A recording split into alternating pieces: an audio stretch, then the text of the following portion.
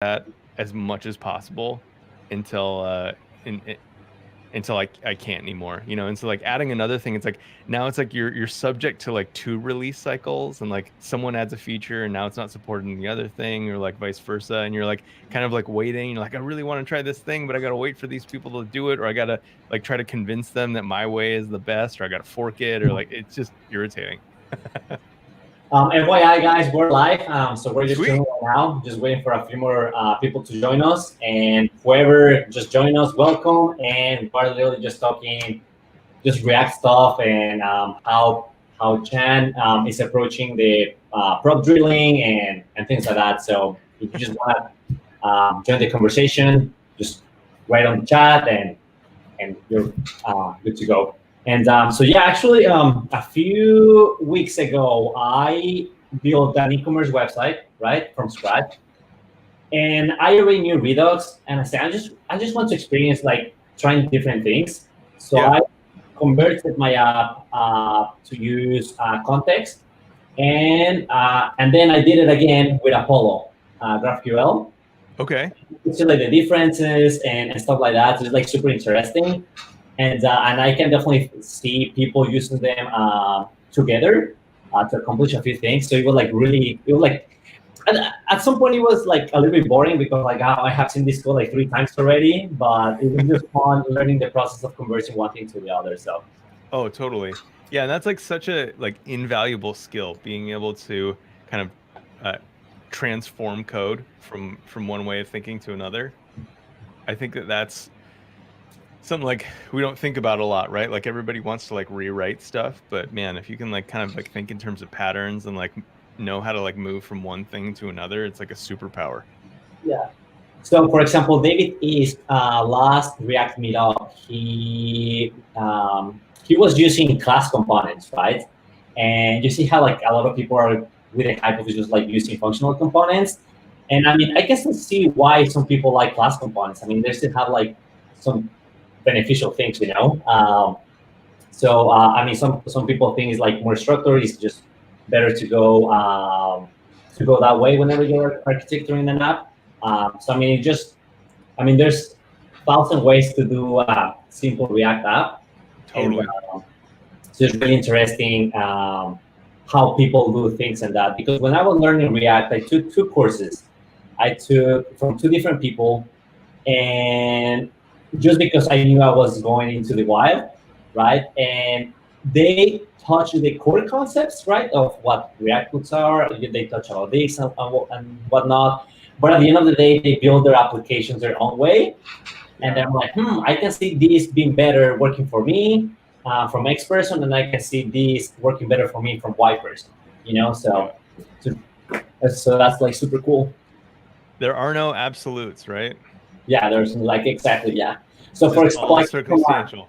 I come from an Angular background, and the Angular background is like more square and just like a Sure. few paths, you know. I mean, and I love Angular and I love React, and it's just like really interesting how some gives you some flexibility and the other one doesn't, but something has more things than the others. So it's like honestly, like that's why I tell people whenever they tell me, "Hey, are you an Angular guy?" I mean, technically, I'm an Angular developer expert, but yeah, but I'm framework agnostic. I mean, at work I have to play with Vue, React, Elite Element, and Yeah. whatever is better for the job, that's what I use. You know? That's the way to be. Swiss Army knife. Yeah, exactly. Yes, I like that expression.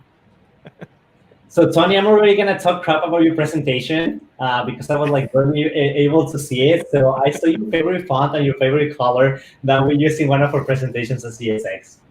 Love Yeah, it. I use this presentation like this. Now that I have this template like down pat, like I use it all the time. I have a couple new memes though. I was making memes today, like around lunchtime. I had a couple. You're lucky too, because I was gonna actually make you into a meme, but like I couldn't find like the perfect picture for it. Like it just couldn't fit. So You should have asked me, dude. I'm always down for your meets. I know. So it's just like, yeah. I So couldn't one decide. day, Tony was giving a presentation in the company that we were working together, and he made a meme of the enterprise architect, which was like the top guy of the company, and he wasn't expecting that at all. Remember when you did it to Sam? And it was like super funny because everyone was like, "Oh wait, that's Sam." It was like actually pretty funny. So I'm looking forward for his memes. Yeah, I mean, it's really similar to the talk. This is similar to the talk that I gave at the React Meetup in React NYC, but I slightly updated the memes and then changed some of the code to hooks and stuff as well. That's awesome. You got to keep the memes fresh, right? That's the part that's got to change the most. Yeah. The content, like if it's good, it's it's stable. It's gonna stay. Principles last forever, but the memes, yeah, pretty quick. Yeah. I also give Derek a shout out in this for Pensacola Devs. So I think I'll be speaking at his at some point. So someone is like, Ivan Ivanov is, I think he's making fun of my teeth. I'm sorry for using insurance company because you're being blind. My bad. That's a compliment. Yeah, that's good. That's good. And I think just because I'm tan, it's like they are more shiny. That makes sense. Yeah. I have a question. What up? Real quick. It looks to me like the bottom half of my screen is frozen, or like parts of my screen are frozen. Does it? Let me put it on B. Is it looking right to you? Yeah, it looks frozen. Ah, dang it. Okay. So I mean, if you need to restart your computer, feel free to do so. I might just change it back to the screen size that I started in, and maybe that'll do it.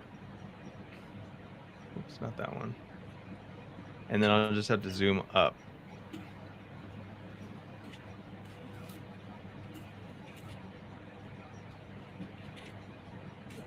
Is that better?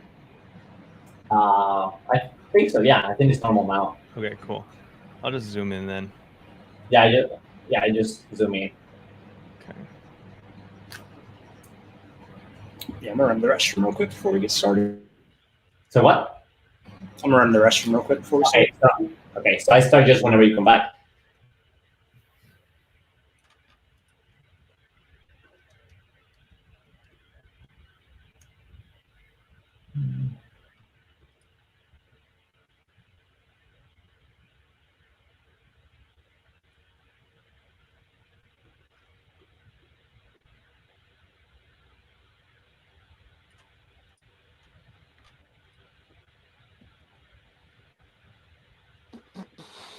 Pokedex Suspense. That's right. My two favorite things. Oh, so he's my boy Jason Baker, Chad. Chan, he used to work with me and Tony. Oh, nice. He's an awesome human being. I love him. He's just a great person. I learned so much from him, so I'm like super happy that he's here. So I have two people to give him crap now. So did you see that, Tony? That Jason is here? Yeah. So I texted him this morning. You should have made a meme of him too. Yeah, I ran out of time. You got time. You can insert one right now. Yeah. Maybe I should.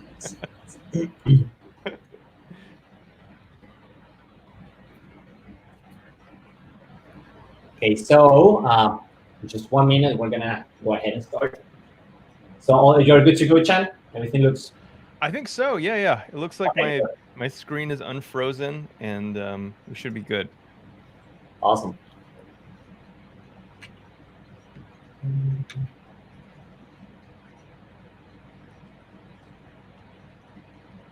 Perfect. Now I'm gonna share my screen.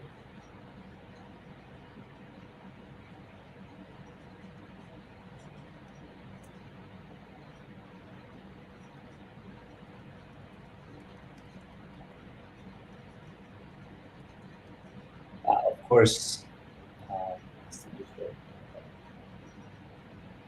Perfect. So welcome everyone to the Global React Meetup Online presented by This.media. So This.Labs is the sponsor for today's event. This.Labs is your partner in modern digital transformation, mentorship, consulting, training, and staff augmentation for enterprise companies. If you have any questions, feel free to reach out to us at this.labs.com or send us an email to hi@this.co. So a few announcements. As you know, we don't only host the React Meetup, we host the GraphQL event, which is called GraphQL Enterprise Connect, which you should definitely check it out. We're gonna have some awesome speakers. We also have the Vue Meetup, right? We have GraphQL Madrid Meetup.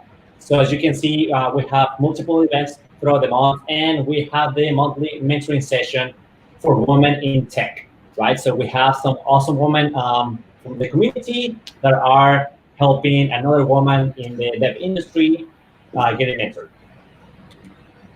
So today we have two speakers. Chan is one of them. So he is gonna be talking about React Suspense, right? And he is the host of React podcast. And we have this other guy that I don't really like that much. He's all right. His name is Tony Scialo. He's a senior software engineer at Simplify. I'm just kidding. I really like him a lot. He's one of my best friends. I used to work with him. So this is one of the few times that I can give him a hard time. So schedule for today is a welcome time. We were chatting already, and then it's gonna go. Chan is gonna go first, and then Tony is gonna go second. So, like I said, this event is presented by This.media. If you have any questions, feel free to put them in the comment section, and I'm gonna hand the microphone to Chan for him to go ahead and start presenting. Sweet. Well, hello, everybody. Hello. I'm happy to be here. This is going to be fun. We were talking about this a little bit earlier about how like I do the live stream thing, but like not so much like the webinar thing. And so I get kind of like stressed out because, you know, with live streaming, it's like someone's always there right away to tell me that like I kind of screwed something up typing wise. So anyway, if I do, post it in the chat, and then we'll try to get it back to me. But hopefully, it'll all work out as intended. So today, my goal is to give you like just the quickest possible run through about Suspense. So I'm shooting for 20 minutes to try to like get most of the concepts covered. If not, I want to show you where to go. So this whole thing is in a little repo on my GitHub. It's right here. We can probably post that in the chat. Actually, I'm going to do that right now. So post that up. Actually, I don't know if I can post. Okay. Anyway, that's where it is. GitHub.com/chantastic/concurrent-mode-in-30. So we're definitely going to be speeding through to get it kind of in that like 20-minute thing. All the instructions that we're going to be going through, they're like poor English. So anyway, it might help you get through that. But if you want to play through that, if you want to explore some of these concepts later, this is where you can do it. I also have a more longer form of this content on Egghead if you want to get this course. And because I'm a domain junkie, it's at reactsuspense.com. It'll take you right to that course. Chan, if you want, you can post the links inside of the chat, and I can show them publicly. Oh, okay, cool. Perfect. So that's going to be, for some reason, I'm not seeing the chat. I only have the private chat. Yeah, just put them in there. Okay, cool. Awesome. So if this kind of like gets you excited, but it's not quite doesn't quite answer all your questions, these places, including the docs, which is going to be reactjs.org/concurrent. This is really just like an intro to this. Now, as you can see, like the things that we're talking about today are like very much experimental. So even like now, sometimes I forget some of the APIs because this isn't something that I even get to use on a daily basis right now. So anyway, keep that in mind. These are upcoming. They might change, but this is kind of the worldview of how these things are thought of right now. So what are our goals for our time today? Well, my biggest goal is just to kind of tell you like the what and why of Suspense, introduce you to like a few terms that are going to be added to like the React vernacular, and then just kind of like show you stuff and how that impacts component design right now. So let's dive into it. I'm going to keep my notes close by because, you know, I'm going to forget stuff. Now, one of the first things that is going to change, and this is something that you can do in React 16 right now for the past couple years, is we're going to change from a static import to a dynamic import. Now, this is not something that you have to do, but it really illustrates the way that React thinks about like dynamic, asynchronously loaded content. So let's go and do this. We're going to change this from import to const. It's going to equal the dynamic import of that same location. Now, we're not quite done here yet because this is just like a promise, right? This returns a promise. When it loads, it resolves. If it can't load, it's going to reject. This is just a JavaScript promise. Now, React doesn't actually know how to deal with that, so we have to wrap this in something, a little wrapper. So we're going to do react.lazy. Going to give it a function to call. And as soon as we do that, our component or our app is going to break. Now, this is actually a good thing. This means that we did it right. Now, the reason that it breaks is because it tries to render this whole thing, but like at the time that this component is ready, we still don't actually have this component, right? So it's fetching this component asynchronously, like when we need it. But for that first render, we don't have it. Now, I want to show you a couple things. First of all is an error boundary. So you notice that like when we do this whole thing, the whole app just kind of breaks down. Everything falls apart. Well, it'd be nice if we could just limit that to the part that is actually breaking. So we're going to import an error boundary component. And you can get these, if you just Google React error boundary, it's going to take you to the docs, and there is you can just copy and paste what's there, and that's your error boundary component. That's what I'm using. It looks like this, just pre-baked for us, so we don't have to write it all. So error boundary from error boundary. Okay. Hey, Chan, sorry for interrupting you, but some people are having issues. They think your screen is frozen. Crap. Did it happen again? Can you do a quick test? Yeah. Yeah, let me see if, I don't This know is why. certain portions. What was that? They say that only certain portions of it are frozen. Yeah, it looks like the bottom 2/3 maybe, right? Okay, let's see what we can do. I'm going to turn this off.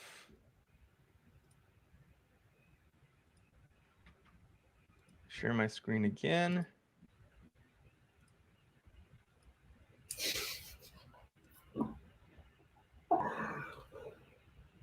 I hope this works.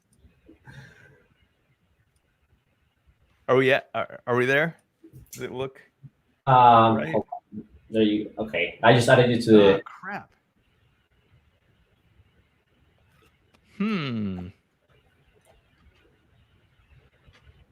Let me try unplugging my secondary screen where I had the chat or had us. Let's see if that helps things.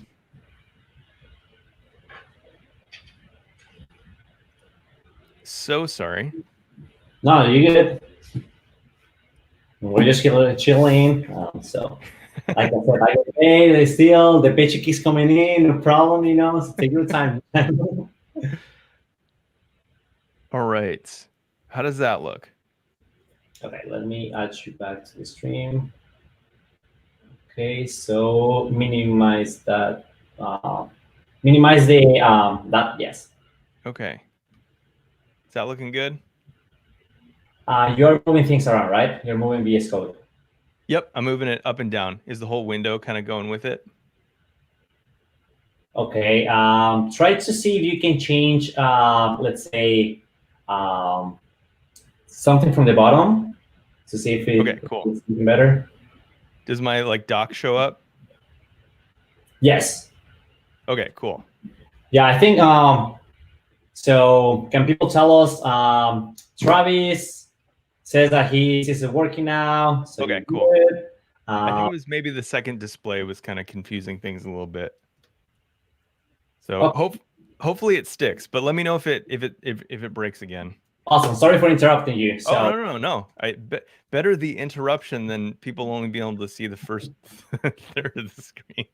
Yeah, no, you guys. So if you want, we're gonna start all over again, guys. This is Chan. I'm just kidding. So you can go ahead. Cool. So we have this error boundary component, and I just pulled this one right off the shelf. And all we're gonna do is just use this boundary to isolate the part of the code that may not work, or just kind of like isn't ready at the time that we the app renders. So let's save that and see how it goes. Cool. Awesome. So this something went wrong message is actually coming from our off-the-shelf error boundary, which is pretty neat. Back over here. So that is cool. Now, how do we make it work? Well, our error went away, but we can find it inside of our logs. So if we go to console log, we can see the error still, and it might be kind of small for you. But it tells us exactly what we need to do in order to make this lazily loaded component work, which is just to wrap it in suspense, a suspense component with a fallback. So let's do that. We're going to wrap it in react.suspense, and we'll give it a quick fallback. And this can be anything that's renderable. It can be like text or like DOM element or sorry, React components, whatever you want. So we'll say fetching Pokemon. Now, this fallback is what's going to be presented anytime that we're waiting for that thing to load. Cool. So you might have seen it like flash really quick, but most importantly, it made the error go away and everything is connected. It's working right now. So we can see like we can see now like kind of the importance of these boundaries. We have a React Suspense boundary, and we also have an error boundary, and these get enacted in certain occasions. So like if this is kind of waiting on that promise to resolve from react.lazy, well, it's going to show this fallback. If we have an error because it rejected, well, it's going to show this error boundary and show that fallback. So that's boundaries and that's boundaries and fallbacks. Let me change this back to preview. Okay, so let's continue on. So we got that first part down. So we have, kind of the things in place to kind of make these components work the way that we want to. But how can we extend that same concept to the data that we fetch? So let's dive into that. And I have another pre-baked thing that I'm going to show you here. So I'm going to import it. Import Suspensify from API. Now we'll talk about this function in just a little bit, but the way that you can think about it right now is that it works exactly like React Lazy does. It's a small little wrapper around promises that allows us to communicate with these suspense and error boundaries. Now that's super important because React doesn't know how to like just handle promises by themselves. So it needs like a little bit of something in the middle, a little middle person. So let's play around with that. So what we're going to do is we're going to return this data as a promise. So how would we do that? So we'll do promise.resolve and wrap it in that. Now it's going to break.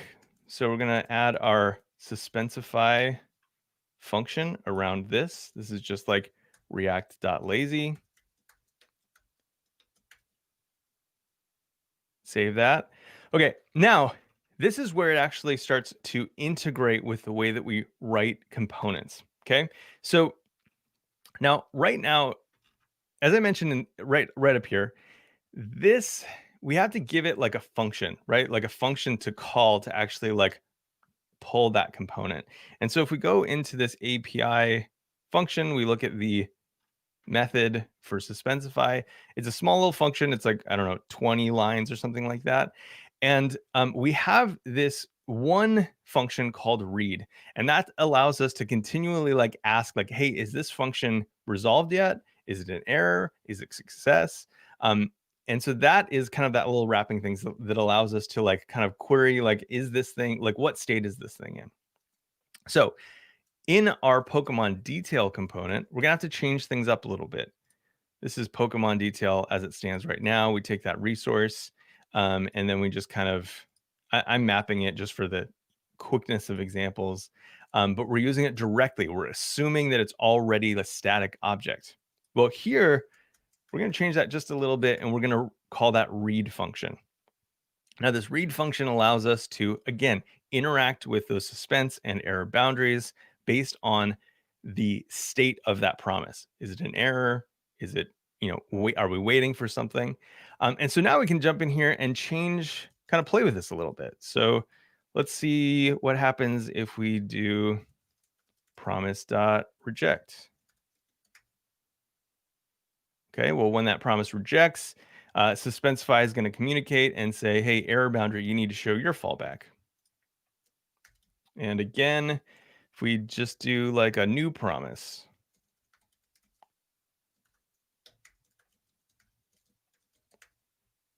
save that, and it's going to be perpetually in this fetching Pokemon suspense boundary state. So that's pretty cool. Let's change it now to actually use an actual data endpoint. Let's import a function, fetch Pokemon. Cool. And that takes a number. We'll give it Pokemon number 1. Cool. So you saw it waits for a second, and then once the data comes in, it will refresh itself. Pretty sweet.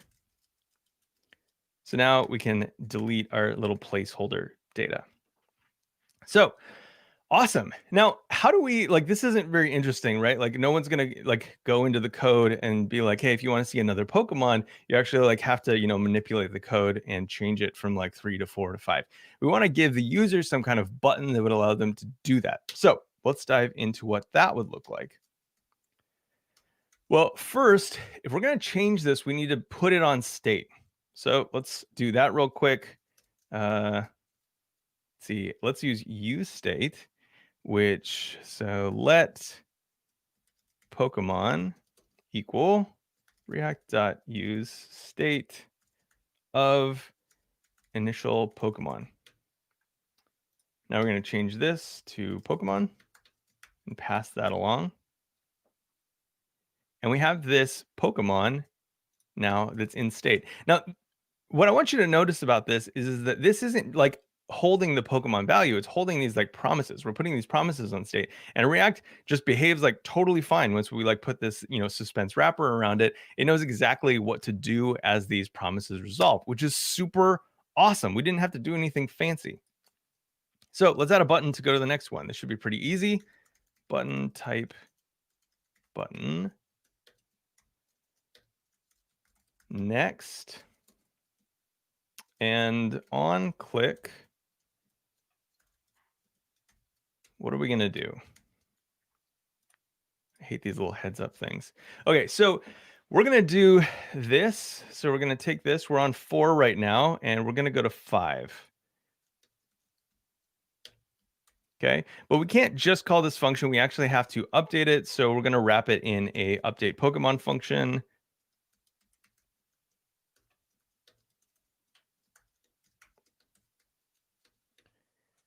Which we need to pull as the second thing. Okay, cool. So now we have a little next button. We're going to click this and see what happens. Awesome. I didn't increment the number. Let's do that so we can actually see that it happened.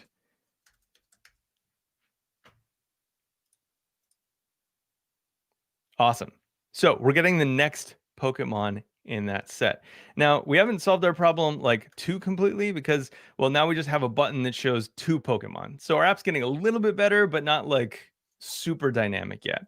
Let's try to make it really dynamic and just do Pokemon.id +5.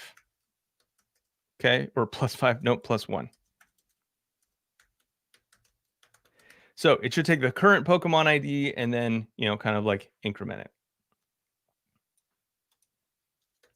Let's see what happens. Womp womp. Didn't work. Now, this is super critical to know about working with Suspense, is that we have this Pokemon right here, but this can be like an unresolved promise. Now, it's super weird, but like the way this works is that this component actually doesn't know, like this is just like a promise. So this could be like, so when I'm calling ID, it's trying to call ID on possibly an unresolved promise. And that's definitely what's happening at this point.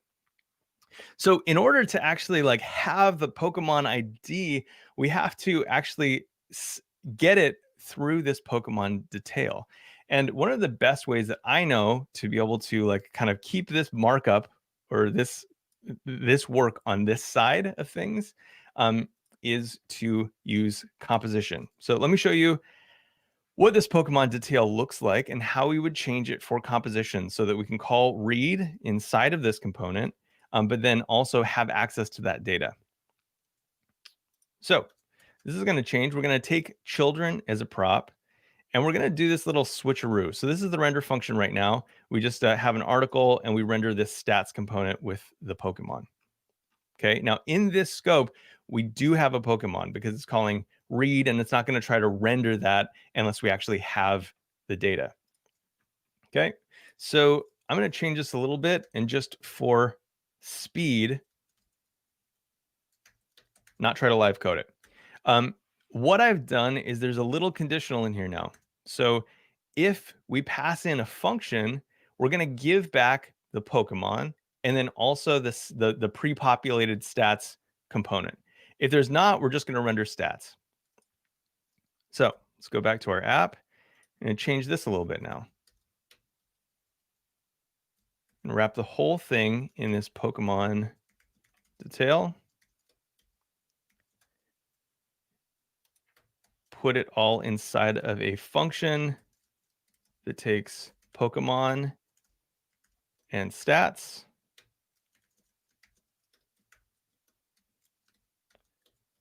Get a little bit of a React fragment going here. And we can compose in our stats. We can put those, above or below the button if we want. We have full control over where those things go. Save that. And we're good to go. Charizard, Squirtle, crushing it. Let's see. Okay, cool. Awesome. So that's where we got. So this is kind of how the connective tissue is going to look as you start integrating more things with Suspense. You're going to have to think a little bit more about composition and like how you can actually pass certain pieces of UI that need the data that came from, that gets kind of like decided or like resolved inside of the component.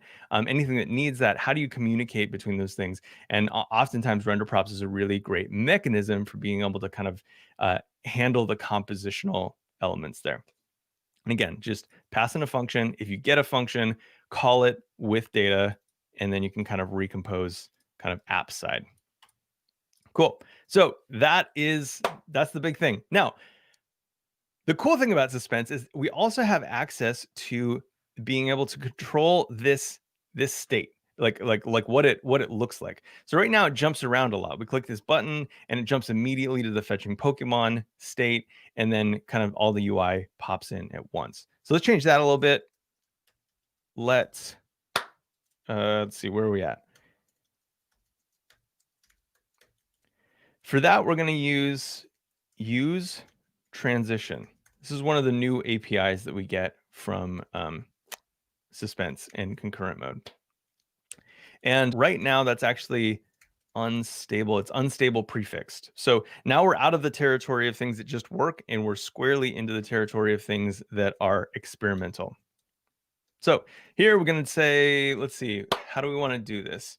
We're going to take a function called start transition. And we're going to use that to wrap our click callback.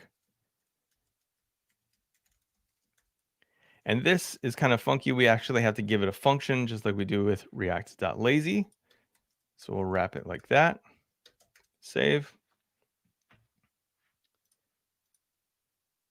And you're like, that didn't do anything. That's stupid. Yes, it is stupid. What it requires is that we need to go into our index and change something that we haven't changed ever in React, which is this React DOM.render. This has been the same, like largely unchanged for forever. And we're getting a new method now that allows us to opt into concurrent mode and suspense features. Now, this looks a little bit different. The signature is different. So we're going to take this, the object that or the DOM element that we want to render to, and we're going to call a function called unstable create root. And we're going to pass in that DOM node there. And then like before, we're going to call render on that new object and then pass in the component. Now that's all you need to change to opt into this whole like concurrent mode thing. And I want to show you what that enables now. So still the same, but it gives us this really cool control mechanism. Now I can type timeout ms for timeout in milliseconds and state how long I'm willing to wait with the old data before I show that fetching Pokemon fallback. So if I click this, you'll notice that it changed. It didn't jump back to that fallback because it's within my 2-second limit. So that's really cool. It means that I can keep this UI very stable looking until we've hit a point where it's kind of awkward that it's not updating. Now, this is kind of a little bit weird because, well, like there's no indication that it is in a pending state. So the second, I guess, element of this use transition array is called is pending, and that's a Boolean. It'll be true if there's kind of a pending delay, or if it's waiting for a promise to resolve, and it'll be false otherwise. So we can use this to do stuff like this. Is pending. Let's put like a little ... there. Actually, let's use a proper ellipsis. If I can activate this. Okay, there we go. So we can use a proper ellipsis there. Wrap it in strings. Cool. And let's make one more change on these stats. I'm going to wrap this in a div and give it a little bit of style.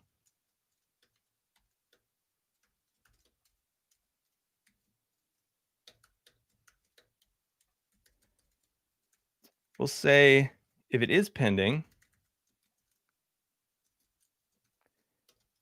we're going to give it some style object. Otherwise, we're not going to add any styles.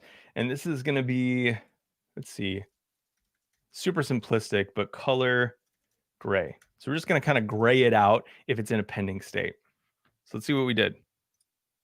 We get that little like thing there showing that we got the dots. And then also it kind of fades out a little bit visually so we can know that we're kind of like waiting for data to load. Now I want to show you one more thing that just kind of real quick. If I put this below my limit, so I know that I've delayed this intentionally by about a second. So if I put this at like 500 milliseconds, you won't see a change for 500 milliseconds, and then you'll see the fetching Pokemon. So we have full control over when this thing actually shows that loading state for our UI. So pretty neat. Okay, cool. I'm at the very end of my time here, and so I want to give Tony all the time that he needs. But I'm going to show you one last thing, and I'm going to try to show you really quick. Now, this is just this is how you coordinate suspense elements. So I have one more component I want to load in. It is Pokemon list going to pull that in, and we will put it right alongside Pokemon detail.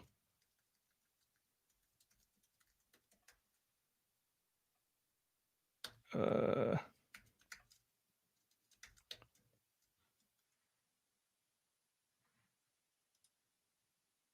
I not do that right?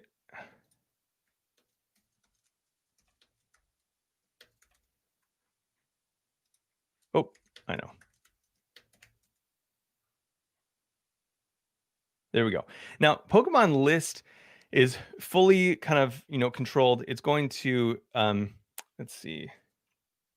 I did something wrong. Okay, cool. It's gonna like bring in a list all on its own. So it has all of its own stuff behind the scenes. Now, what I want to show you is that you notice that these things came in together. Now, I know for a fact because I'm delaying them. I am delaying the individual Pokemon by 1 second, and I'm delaying the list by 2 seconds. Now, these are coming in together because they're handled by the same suspense boundary. However, I can change that behavior by adding more suspense boundaries. So let's add another one real quick and split this work up. Save that. Oh, what'd I do?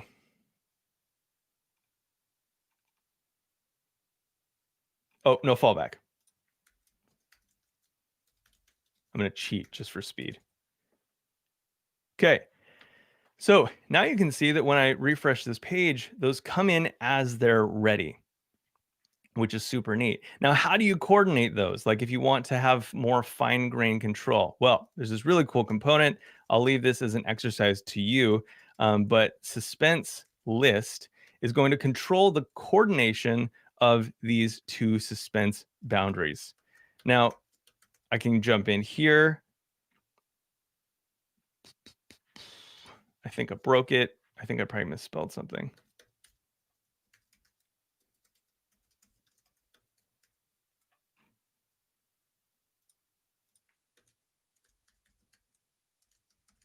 Oh, it's unstable.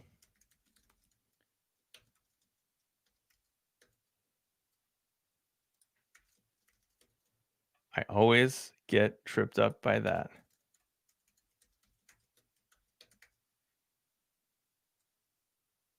Cool.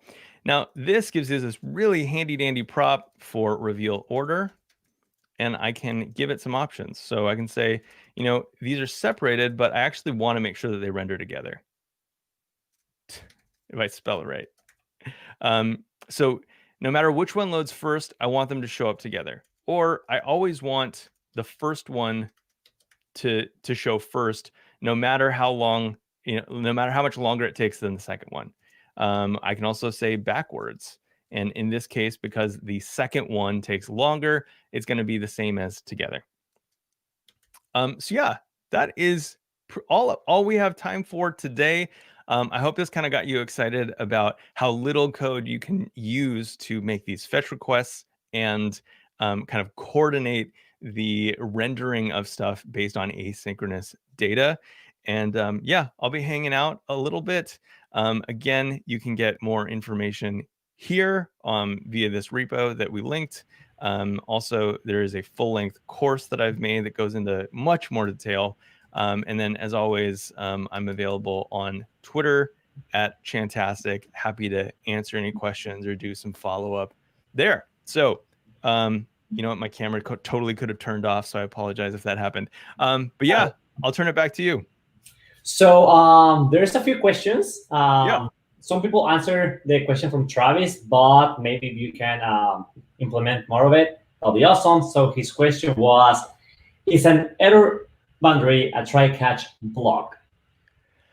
Yeah, to be honest, I don't know exactly how it's implemented under the hood, but that's a good way to think about it. Yeah, like, so it's going to be like try whatever's in the render function, and then the catch is going to be the fallback.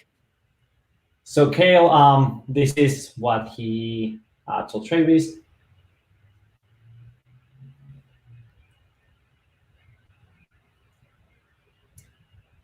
So the other question that Travis has is, I'm very new to React. Is Suspense a library or abstract idea, we talk about a collection of tools. Yeah, so it's an abstract concept that kind of wraps around the handful of APIs that we talked about today. Let's see, I have a list of those documented right here. So it's going to be, create route. There's another API called create blocking route. That's the suspense component, the suspense list component, and then use transition and use deferred value, which is basically a more specific use transition that allows you to get out of some kind of like really deep performance challenges. But yeah, that's kind of it's like a concept. I think that in general, you're going to see a lot of libraries that start to incorporate this, and you might not actually have to touch a lot of suspense, but knowing this concept of these like boundaries, fallbacks, and transitions is really going to help you as we move into this kind of suspensey future. Now, the last question that we have is from Kale, and it says, interested in performance concern when having multiple React.suspense usages in the same component? Yeah, so to be honest, I don't know. I know that, Facebook has kind of, bet the farm on their new like rewrite of Facebook.com using all of these techniques. So I can't say for sure because we don't actually, I don't work on any apps that are using this in production at all. But I trust Facebook's experience and their kind of performance tuning and desires and their expertise and all that kind of stuff.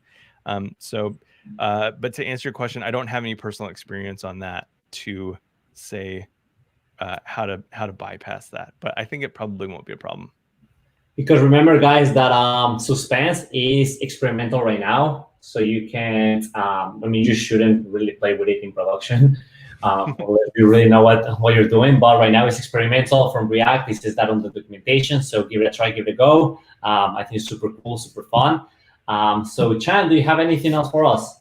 I think that's it. Thanks so much for letting me be a part of this. This is super fun. And yeah, anyone who wants to hit me up on Twitter and kind of ask more questions, I'm happy to answer what I can, where I can. Awesome. Thank you so much. So now, guys, we are going to pass the microphone to Tony. So as you can see, you have a few fans right here. You have Derek. You have who else is Jason? It's in the call. So you're going to do good. So if anyone didn't know, Derek, Jason, Tony, and myself, we work together. So all of us are just here just to see how bad he does. So we're excited to see that. Are you ready? Yeah. Cool. All right. Can you see my screen? There you go. Perfect. Okay, sweet. Yeah, so today I'm going to be talking about React and TypeScript. Just a quick intro, who am I? My name is Tony Scialo. I'm a full stack engineer at a startup in New York called Simplify. If you're interested in contacting me, hit me up on LinkedIn or GitHub. I have a website, Tony Writes Code. There's an email on there as well. I'm pretty easy to get a hold of. But today we're mainly focused on React and TypeScript. So a lot of you probably are using React currently. Maybe some of you are using React and TypeScript. Maybe not everybody. So hopefully currently you might be against using React and TypeScript. Hopefully by the end of this, you will be like Happy Drake saying yes to React and TypeScript. I also made this meme while Chan was speaking. I told Pato I was going to try to squeeze him into a meme, but I didn't have time. So I ended up having just enough time. So you don't want to be like Pato, just React. You want to be like Pato with Post Malone, which is React and TypeScript. So let's get started. What is TypeScript? And we'll kind of start with a formal definition. So TypeScript is a strict syntactical superset, try to say that 3 times fast, of JavaScript that adds optional static typings to the language. I think the key part of this is superset and optional. So TypeScript is JavaScript with some things on top, and the things that they put on top of it are optional. So it starts and ends with JavaScript. When TypeScript is ran, it's compiled into just plain old vanilla JS. So you can have high confidence that if your React application worked and you add TypeScript, your React and TypeScript application is going to work. And I think one of the big things with TypeScript is static typing, which a lot of people didn't use in JavaScript before. I mean, it's a very common idea in programming, and I'm not surprised that it kind of has been taking off a lot recently in JavaScript as well, because it's very, very useful, and we'll see a lot of examples of that today. And then it also allows you to use some of the state-of-the-art JavaScript that's not necessarily in the specifications yet. So, there's things in ES6 and, ES7 and all these versions of JavaScript that you can use. Some of the browsers don't support it, so TypeScript will compile down to whichever browser you want to specify for, which is really awesome. So let's kind of talk about static typing, which is, in my opinion, one of the really, really great reasons to use TypeScript. So what is a statically typed programming language? Really, you can think of it as just the type of the variable is known before I have to run the application. So before runtime, I know what type the variable is. So let's look at a couple simple examples. So I have a function, says say hello. It's going to return some string that just says hi name. So super simple example. If we want to start to type this function, we can just say name is of type string. And that might seem very trivial, super obvious, but it actually starts to become super useful the larger and more complex our application starts to become. So let's pretend that in the future, I write this say hello function, and then in 6 months, Pato wants to use it, and he wants to pass in an array that says, that is 1, 2, 3. Now, technically, this won't break JavaScript. It'll just say, hi, 1, 2, 3. But it kind of breaks the contract of say hello. That wasn't really that wasn't what that function was meant for. So we can really add some semantics to our functions and get away from things like this. So if Pato tries to use this say hello with using TypeScript, instead of this going to production and possibly breaking or having some weird bugs that were very hard to track down, we actually get an error before he even runs it. So he's not even able to basically do a build of the application because what he was trying to do isn't possible. And that can be super, super useful the larger the application becomes. So we don't want to be like Pato in this scenario where who writes the best JavaScript. In reality, it's just printing out hi, 1, 2, 3. We want to make our code as semantic as possible. And there's a lot of basic types as well. So all this is kind of built into TypeScript. And then there's also a really useful type called any. So if I want to, when I'm building this application, maybe I don't want to statically type this, this function right now. I can just say, for now, we're just going to have it accept anything. And maybe in the future, I might want to statically type this. So it becomes really useful when you're starting to adopt TypeScript. If I want to start to use it in my application, I can just add TypeScript and then use it for things that I want and then not use it areas that I don't want to use it. And then you can also use it for building complex types. So now if I want to say hi with a user first name and last name, instead of just having this generic user object, your boss comes into you and says hey, I need you to come in on Saturday and I need you to add the middle name. That'd be really great. So instead of you having to potentially hunt down this user object, you might have to track it all the way down back to the API call because you're not even certain where this middle name exists. If we start to statically type our application, we can say, hey, user actually already has first name, middle name, and last name. So instead of spending all day Saturday hunting it down, we type user, I add a singular line of code, I tell my boss it took me 12 hours, in reality it took me 3 seconds, and I basically look like I saved the company by basically doing nothing. So super useful for these kind of situations as well.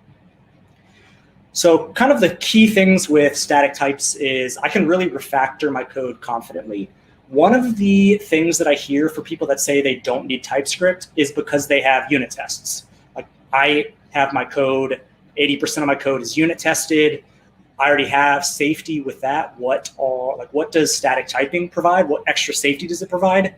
Well, unit tests, you have to actually run the unit test. So like you might not think that that takes time, but like every time you're running the unit test, that's taking time. It's also more code for you, like the end user of your code to have to digest. So TypeScript can allow us to kind of really, really quickly write code. And then it writes self-documenting code. So I don't have to write all these comments on what this object is. I just type the object and then everybody knows what this object is. And then when you're using like newer IDEs like VS Code, the code completion with TypeScript is awesome. I find that the time that I spend writing TypeScript is saved with just code completion. And then a big one is lessen the load for new devs. Another excuse that I hear is like, I know the code. I wrote 100% of the code. I know what every object is, which is great. But what happens in a year when a new developer comes onto the project and they have to start to go through the code? They don't know what user is. So without typing user, it's very hard for that new developer to come in and like quickly and successfully be able to write code. So that's kind of like the big things with static typing. Another thing I hear a lot is static typing. Are we just making TypeScript? Is it just turning JavaScript into Java? And to that, I say, definitely not. We're leaving all of the parts of Java that we did not like behind, and we're just taking a few of the parts of Java and these statically typed languages that were useful and just adding them optionally to JavaScript. So no, we're not taking JavaScript and just turning it into Java. You don't have to worry about that. It's not happening as well. So TypeScript is JavaScript. So just like a quick way of like how it actually looks is your TypeScript files, which are just TS files, they run through a TypeScript compiler and they're just outputted as plain vanilla JS files. And you can actually see that on the TypeScript website, which I find to be like super like interesting and cool. You could like copy and paste this complex TypeScript into this TypeScript editor, and it'll show you what JavaScript is actually outputted, which I find to be like very useful when learning TypeScript. And it overall has made me become a better JavaScript developer in general as well. So super useful on the actual TypeScript website. So before, when I started talking about TypeScript, you were probably the first guy, pure panic mode. You heard the word React, you were very calm. And now we're going to start talking about TypeScript and React, which at first is kind of like I think a little bit to digest. But if you just take it piece by piece, I promise you'll see the benefit to it. So let's talk about React and TypeScript. So today, if you want to just start a brand new application with TypeScript, Create React App literally has a TypeScript flag, which is super useful. So you just basically run the command to create a new React app, and it's going to dump everything into your app that you need. So you'll see these @types files, which we'll kind of talk about in a little bit. You'll see TypeScript. So one line of code, and boom, like I have TypeScript in my brand new application. If you want to upgrade an existing application, if you just Google like upgrade React to use TypeScript, there's probably like 80 tutorials. Like I'm sure any of them that you try will work. So those are really great as well. So let's look at some kind of like cool design patterns in React, which is, this is a React meetup. We understand TypeScript. We can kind of see the benefits. Let's actually see it in production. Like what are some actual ways that we can use TypeScript? So we'll kind of start with I find that when you're doing an example at like a meetup, it tends to be that you're only allowed to do to-do lists and shopping carts. So shout out for Chan for doing neither of those with a Pokedex, which was like super cool. I was not as cool, so I did your typical shopping cart. We're going to start with your class-based example, and I'll show you the same thing with using hooks as well. So you can use TypeScript with both, and I've found it to be useful in both aspects. So let's pretend we have a shopping cart component. It's got some kind of total, looks like some kind of items and email are passed in through the props, which is like a very common example. Your boss comes in and they're like, hey, yeah, if you could come in on Saturday and add tax to the shopping cart, that'd be great. And so you're thinking again, like, well, it's definitely not in state. I don't see it passed in the props. So you kind of start to have to like hunt in the application, like where is tax? Well, it looks like it wasn't passed in with the props. Was it attached onto the API object and the API object just discarded it? Like, where is it? So instead of spending all day potentially hunting down like where this tax object exists, we can just use TypeScript. So we can start to define the props and the state of our application right away. And you can see that React allows you to basically say this component has these props in this state. So this is going to have an array of items, some kind of email, and the tax is right there. So I can, in one line of code, basically just like instantly add tax. You basically save the day again with just a few lines of code. But we can also do the same thing using hooks as well. So using hooks, you can see we can use kind of this like the awesome like array destructuring or object destructuring in the function as well. And I can just grab items, email, and tax. I can do the same thing with use state. So you can see this is kind of a trivial example with just making it number. But imagine if use state was a very like complex object. It's a great way for you to define that right off the bat as well. So it's just in one place. So it can be super, super useful. I find this to be like one of the most useful when we deal with REST APIs. So think about like a REST API today. Like I want to get the user's shopping cart. I have some fetch and I want to return some kind of object. So how can we start to handle that? Well, we know that it's going to return a promise, which is semi-useful, but we already knew it returned a promise. And here's where you could see our first use of the term any. So it can return any kind of promise, which is not super useful. But let's pretend every API response that we use is in the same kind of shape. It has some kind of status, looks like it has some data object, it has some kind of array of errors. So every API response from our backend is going to come in this exact same response type. So we can actually build an interface around this. And you can see we have a status. We're going to say all the statuses are strings. And this data, this T, we'll talk about it in a second. It's a generic, and it's insanely powerful once you understand kind of the concepts behind it. And then we kind of have our array of errors as well. So now we can say our promise is actually going to be an API response. So we can now start to say every one of these API responses is going to be in this same exact shape, which is super useful.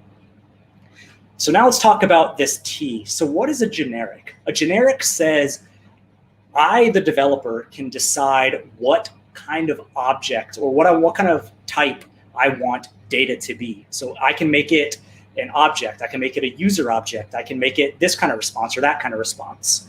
So let's pretend every one of our, let's pretend one of our response objects for our shopping cart looks like this, some kind of array of items and costs. And I call this like the New York City starter pack. I didn't actually know what a Canada Goose jacket was before I moved to New York, but if you walk around Soho and you're not wearing a Canada Goose jacket with AirPods, it's very, very obvious that you just moved to New York. It's a painfully obvious thing. So I figured I'd add that in here as well. If you're from New York, you're laughing hysterically at this. I can hear it from here. So let's build that object. So we can see that our shopping cart response is going to be, like we said, an array of items and a cost. So an object right here. So we can actually define our API. So now we can kind of start to build this like lengthwise. So we know it's going to return a promise. The promise is going to be an API response. And the data in that API response is going to be a shopping cart response. So everywhere in my application that wants to use this, anybody that looks at this application knows right away that this fetch API call right here returns the shopping cart response. So there's no ambiguity using this going forward.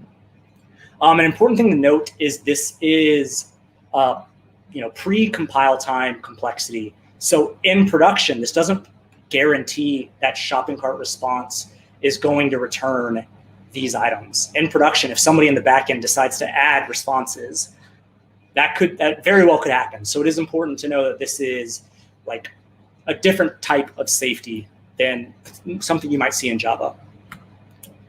Let's see, how am I doing on time? Okay, pretty good on time.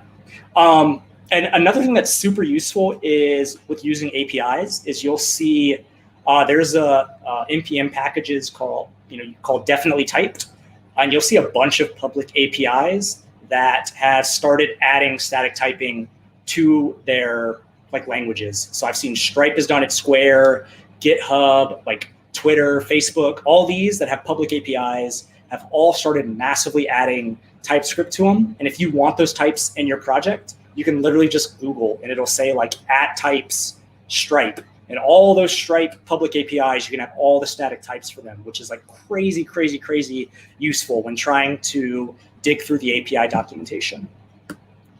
And then Redux, we can look at an example with Redux. I personally love Redux. One thing I love about Redux is the drama around it. If you like Google like Redux, like React Redux, the first article is like 10 reasons you should use Redux. And the second article is like 11 reasons nobody ever should ever in their entire world use Redux. So it's like this such like a polarizing thing. I tend to like Redux. I completely understand the other side, people that don't use Redux as well.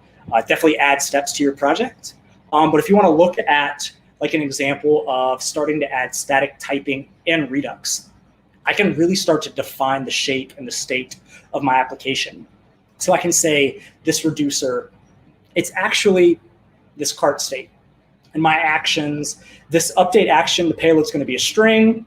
This delete action, the payload's going to be a number. So you can start to see like it makes it a lot easier when looking at these like very complex states and just different things that you can be adding and subtracting and all these state updates that you can be making. Statically typing them can be super, super, super useful for a project. All right, so some other considerations.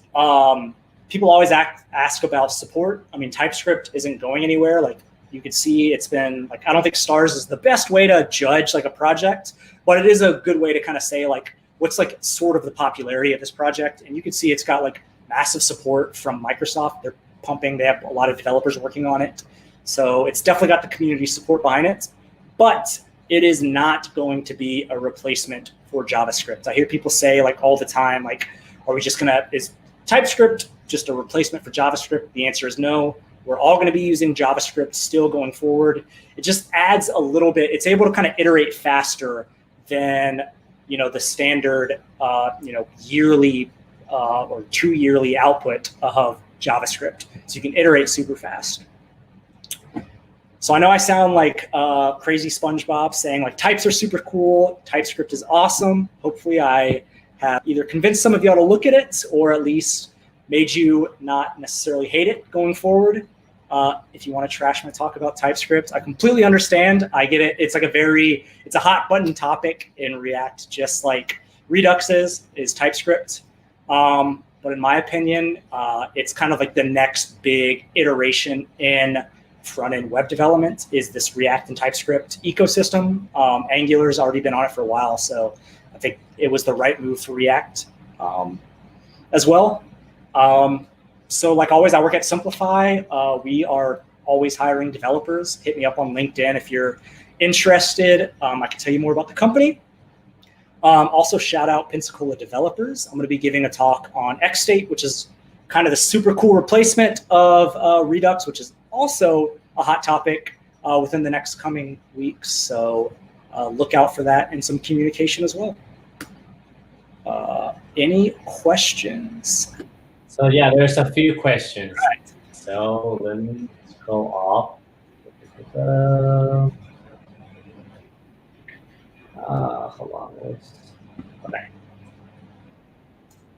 Does the object of props have to be a prop class, or is it enough that carries the interface? Yeah, you can. I mean, if this is like what you want to name it, like you don't have to name it props. You could name it like literally whatever you want.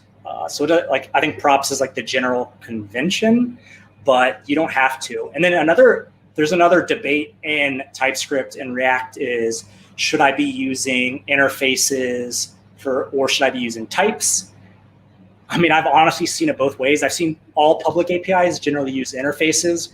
I've seen a lot of private APIs using types. And the app that I work on, we use interfaces, but I've seen it commonly people use types as well. And I guess there's benefits for using types. So Travis has another question. And is there a common place to define props, the same file you call it, or do you have a specific file location to define interfaces for your app? Yeah, so for props, I like to define them in the same file. So if I have like that shopping cart hook, that functional component, I'll define the props right then and there as well. So you can like instantly see, they're both right there. For things like defining API responses, I like to put those kind of in a separate folder, which has like all of our API responses, is generally where I'll put those kind of type interfaces. So how do you handle if there's a interface or a kind of props that is being shared between multiple components? Let's pretend that component A takes the same props and component B takes the same props. So you replicate the interface, or you finally decide to put it outside, have it in a file, and then you share it. Yeah, so that's where it gets, this is where like it's like you start building these like more complex React apps, and it's like, yeah, you have a shared interface. Like I have a user, and maybe like 30 components want to use this user object. Like, yeah, I'll generally pull it out into kind of a separate like interfaces, kind of shared interfaces folder, and that's generally where I'll define them. I think that's one where it's like, I don't know if there's I'm sure there's probably a best practice for it, but that's generally the way I've seen it done. I'll share them. I'll throw them up on my GitHub, and I'll host them on my GitHub like action, so everyone can just like click through these slides as well. Okay, so let me see if there were more questions on here. Okay. Is there overlap between TS and React? Are there problematic areas where you have to choose one over the other? Yeah, so I've seen some people that are building more very complex, like highly volatile apps that find typing all of their objects adds too much of an overhead. But I mean, they are technically two separate like libraries.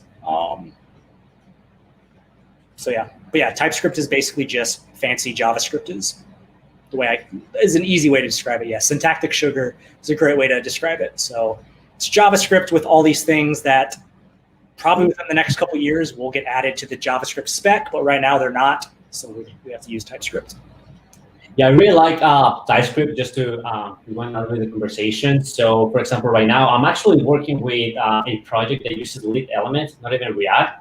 And we decided to move to TypeScript just because their backend is huge, and we get so many kinds of data that we get new developers all the time, and we don't know what's going on.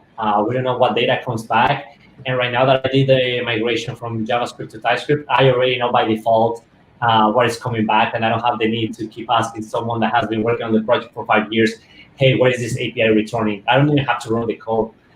All I have to do is just go to VS Code, click on the interface, and voila, this uses an array of cars or whatever, right? So it's like really cool. Like you were mentioning before, it definitely helps to onboard people as well, get them up to speed faster, so which I think is amazing. Vue 3 is jumping onto the train of TypeScript as well, right?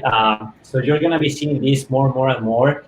I heard a rumor, I don't know if it's true, so I'm just gonna leave it as a rumor that sometime soon, apparently, they were thinking about giving support of TypeScript inside of Google DevTools. So that will be like super slick as well. So hopefully that day comes. I'm pretty excited about it. So I don't know if people have more questions. Yes, okay, so Music Maniac 123 has a question. It says, can we have the link to your GitHub?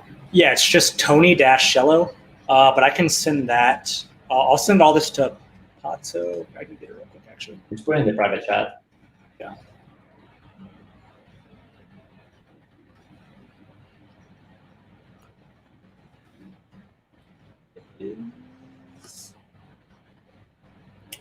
Yeah, I have a bunch of other talks and presentations in here as well. Okay, so here it is. So feel free to take it, use it, distribute it. Unlimited licensing for it, so use it however you see fit. And like if you have questions, like feel free to reach out to me as well. And Victor Vago has a question. What's the quickest way to add TypeScript to a huge React repo? So I would go through and just initially just add it to your project, which there's like some tutorials on how to do that. It's just basically some like libraries that you have to add, like TypeScript libraries. And it's pretty straightforward for that. And then I would just go kind of component by component. So I would just make it so every new component that I add, I would force to use TypeScript. And then slowly but surely, if I go to edit an older component, I would then add TypeScript, while I'm editing that older component. I don't necessarily think if there's components that you haven't touched in 2 years, maybe there's not as much value going and adding TypeScript to that. Whereas if there's a component you're constantly going in and updating, that's probably a really good way to do it. Cool. Anyone has any more questions, guys?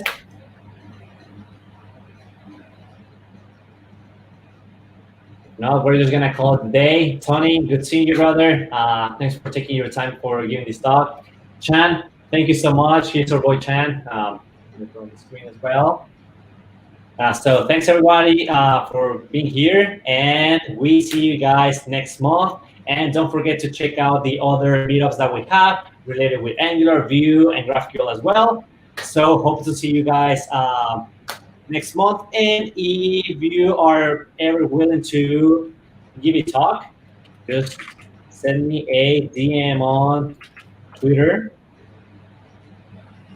So if you ever feel like giving a talk on React on this global meetup, just hit me up and I'll make it happen. Thank you guys. Bye.